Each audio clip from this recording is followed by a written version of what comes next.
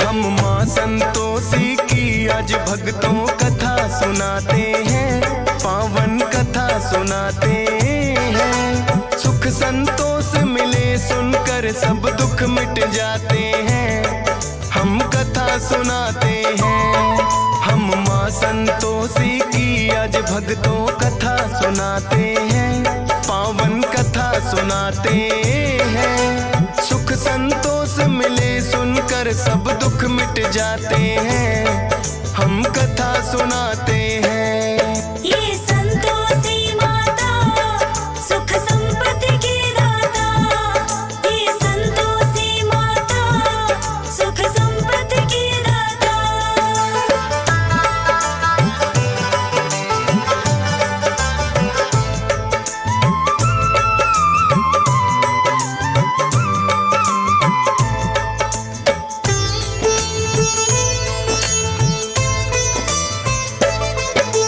किसी गांव में एक थी बुढ़िया जिसके बेटे सात, जिनमें से 6 करे कमाई कर मेहनत दिन रात। लेकिन छोटा पुत्र कुछ भी ना करता था काम, हरदम घर में पड़ा रहे दिन रात करे आराम। लेकिन माता ठीक समय पर देती सबको खाना, करती है माँ प्यार मुझे ये था उसने माना।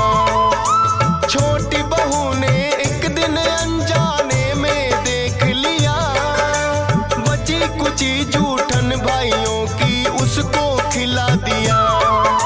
सोचा पति मेरे इन सब की जूठन खाते हैं, पावन कथा सुनाते हैं। सुख संतोष मिले सुनकर सब दुख मिट जाते हैं, हम कथा सुनाते हैं।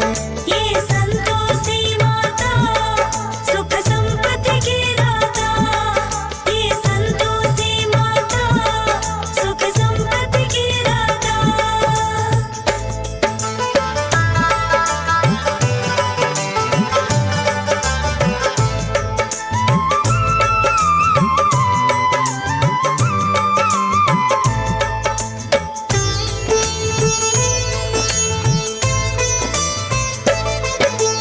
अपने पति को छोटी बहू ने जब ये बतलाया, माँ की इस हरकत पे उसको यकीन नहीं आया। बोला अपनी आंखों से जब तक ना देखूंगा, झूठ है बात तुम्हारी या सच कैसे मानूंगा। पतली चादर ओढ़ के फिर वो गया था घर में ले, माता क्या करती है वो चुपचाप रहा था दे। माता बड़े प्रेम से 6 भाइयों को रही खिला, बची कुची जूठन का फिर एक लड्डू बना लिया।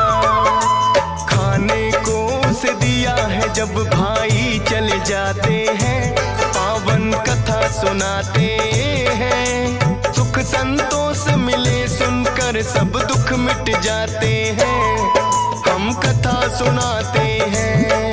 ये संतोषी माता सुख संपत्ति की दाता, ये संतोषी माता सुख संपत्ति की दाता।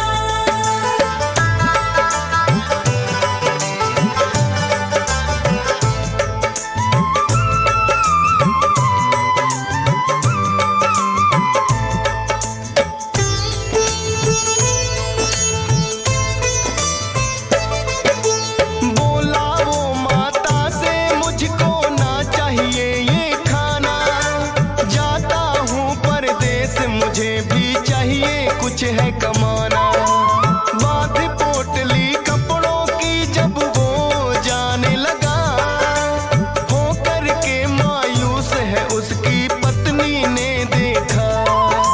बोला के परदेस चला मैं मत घबराना प्यारी, एक निशानी मुझको चाहिए दे दो कोई तुम्हारी। बोली पास में देने को मेरे ना है कोई निशानी, चरणों को करती यश पर स्पर्श में बस तेरी दीवानी। गोबर से सने हाथ वो पैरों पे लग जाते हैं, पावन कथा सुनाते हैं। सुख संतोष मिले सुनकर सब दुख मिट जाते हैं, हम कथा सुनाते हैं। ये संतोषी माता सुख संपत्ति की दाता, ये संतोषी माता सुख संपत्ति की दाता।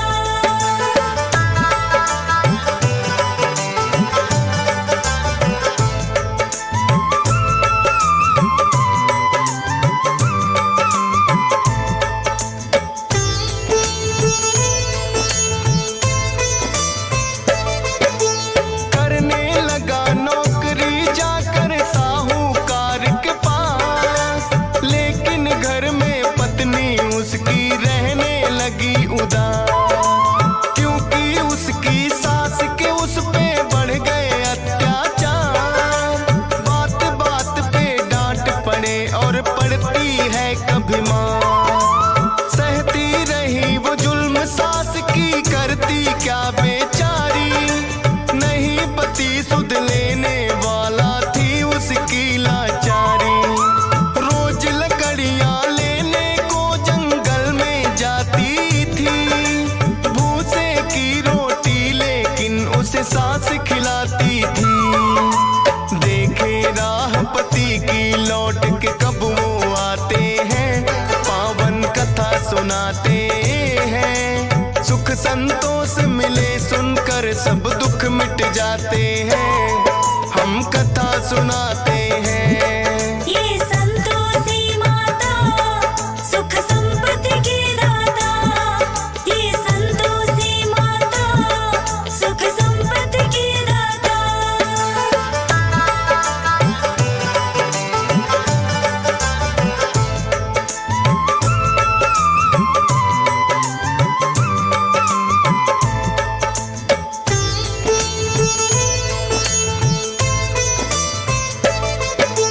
रोज की तरह चली वो एक दिन फिर से लकड़ियां लाने, देखा कुछ औरतें लगी हैं भजन मात के गाने। डरती डरती एक औरत से वो तो लगी है पूछने, बोली माता संतोषी को हम आए हैं पूजने।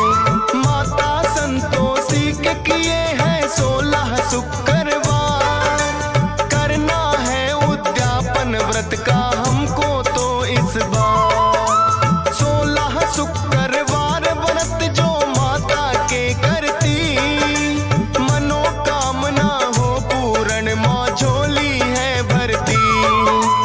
इसीलिए हम मिलकर माँ की महिमा गाते हैं, पावन कथा सुनाते हैं। सुख संतोष मिले सुनकर सब दुख मिट जाते हैं, हम कथा सुनाते हैं। ये संतोषी माता सुख संपत्ति की दाता, ये संतोषी माता सुख संपत्ति की दाता।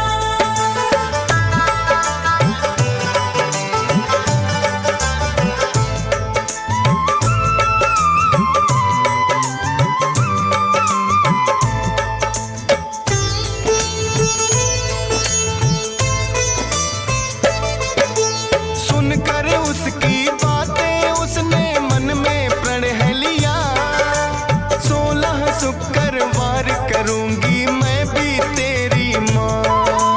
लौटी जब घर में वापिस उसे मिली है खुशखबरी, पति की आई थी चिट्ठी जो बड़े चाव से पढ़ी। पति का भेजा धन भी संग में चिट्ठी के आया, माता संतोषी की उस पे हो गई थी छाया। जाकर माता के मंदिर वो करने लगी विनती, लौटा दो माँ सुहाग मेरा ना चाहत दौलत की। उसके पति फिर अपने सेठ से छुट्टी चाहते हैं, पावन कथा सुनाते हैं। सुख संतोष मिले सुनकर सब दुख मिट जाते हैं, हम कथा सुनाते हैं। ये संतोषी माता सुख संपत्ति की दाता, ये संतोषी माता सुख संपत्ति की दाता।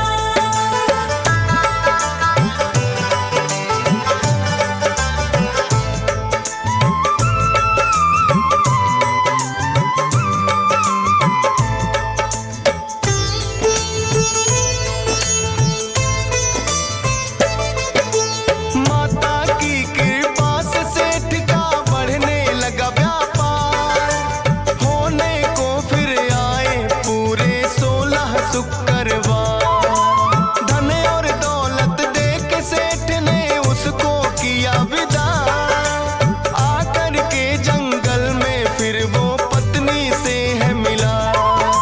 देखी हालत जब पत्नी की हुआ बड़ा अफसोस, लेकिन करता भी क्या समझा है किस्मत का दोष। अगले दिन ही पड़ता था 16वां शुक्रवार, व्रत का करने उद्यापन वो दोनों हुए तैयार। धूमधाम से व्रत उद्यापन वो करवाते हैं, पावन कथा सुनाते हैं। सुख संतोष मिले सुनकर सब दुख मिट जाते हैं, हम कथा सुनाते हैं।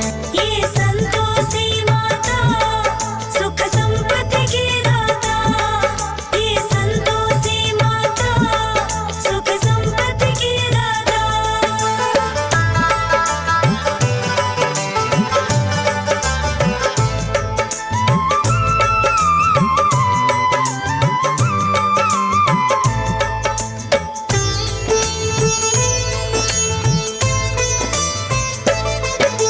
सभी जेठानी मिल कर के कोई लगी सोचने चार, थोड़े दिन में हो गए कैसे दोनों माला माल।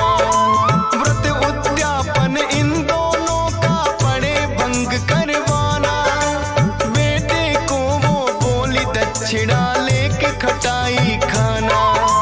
जलन भावना से है उन्होंने कर दी चतुराई, माता के भंडारे में भी मिला दी सबने खटाई। माता संतोषी ने फिर तो ऐसा कोप किया, हाथ पैर उनके हुए टेढ़े मार गया लकवा। दोनों माता संतोषी से माफी चाहते हैं, पावन कथा सुनाते हैं। सुख संतोष मिले सुनकर सब दुख मिट जाते हैं, हम कथा सुनाते हैं।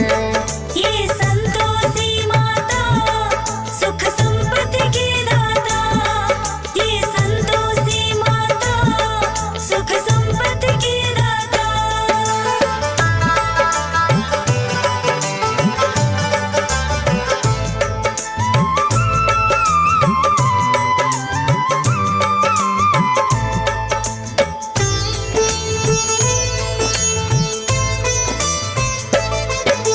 संतोषी माता उन सब पे फिर प्रसन्न हुई, मार गया था लकवा माँ ने वो भी किया सही।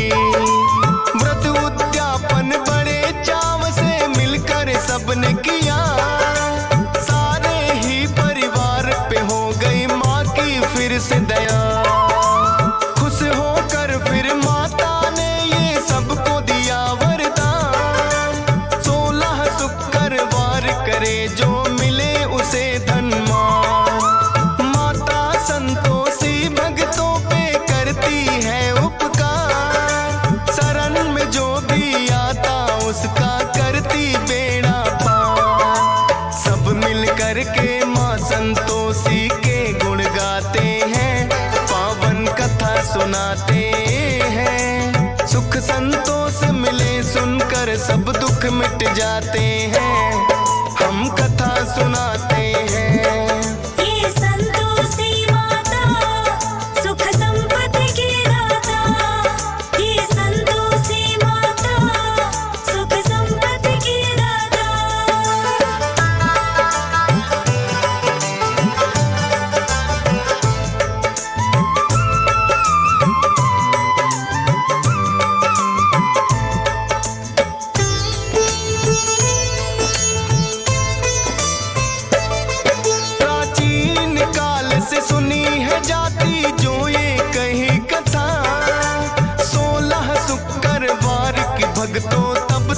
चली प्रथा।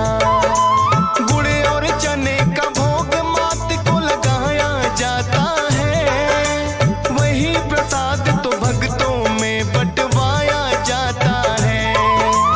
चरणों में तेरे करता विनती हंसराज रेलहन, सुबह शाम करता माता के चरणों में बंदन। मिलता है संतोष सब्र माँ जिसका रखती ख्याल, कृपा रहे तुम्हारी तो गाता रहे डीएस पाल। फौजी सुरेश से मूर्ख भी ज्ञानी बन जाते हैं, पावन कथा सुनाते हैं। सुख संतोष मिले सुनकर सब दुख मिट जाते हैं, हम कथा सुनाते हैं। ये संतोषी माता सुख संपत्ति की दाता, ये संतोषी माता सुख संपत्ति की दाता, ये संतोषी माता सुख संपत्ति की दाता, ये संतोषी माता सुख संपत्ति की दाता। हम माँ संतोषी की आज भक्तों कथा सुनाते हैं, पावन कथा सुनाते हैं। सुख संतोष मिले सुनकर सब दुख मिट जाते हैं, हम कथा सुनाते हैं। हम माँ संतोषी की आज भक्तों कथा सुनाते हैं, पावन कथा सुनाते हैं। सुख संतोष मिले सुनकर सब दुख मिट जाते हैं, हम कथा सुनाते हैं। ये संतोषी माता सुख संपत्ति की दाता, ये संतोषी माता सुख संपत्ति की दाता।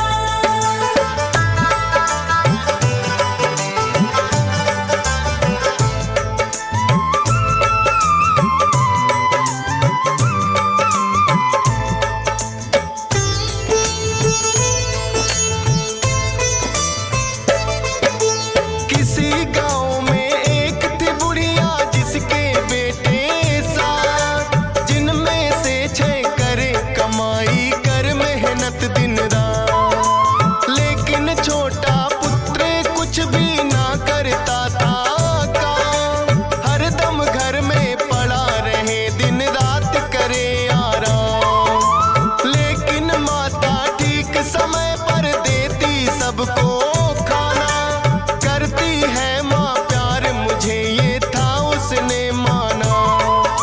छोटी बहू ने एक दिन अनजाने में देख लिया, बची कुची जूठन भाइयों की उसको खिला दिया। सोचा पति मेरे इन सब की जूठन खाते हैं, पावन कथा सुनाते हैं। सुख संतोष मिले सुनकर सब दुख मिट जाते हैं, हम कथा सुनाते हैं। ये संतोषी माता सुख संपत्ति की दाता, ये संतोषी माता सुख संपत्ति की दाता।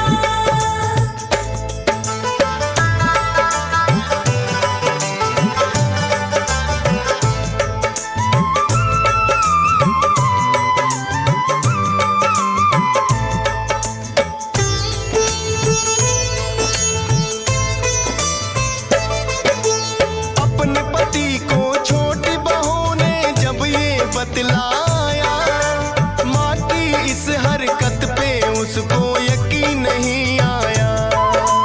बोला अपनी आंखों से जब तक ना देखूंगा, झूठ है बात तुम्हारी या सच कैसे मानूंगा। पतली चादर ओढ़ के फिर वो गया था घर में ले, माता क्या करती है वो चुपचाप रहा था दे। माता बड़े प्रेम से 6 भाइयों को रही खिला, बची कुची जूठन का फिर एक लड्डू बना लिया।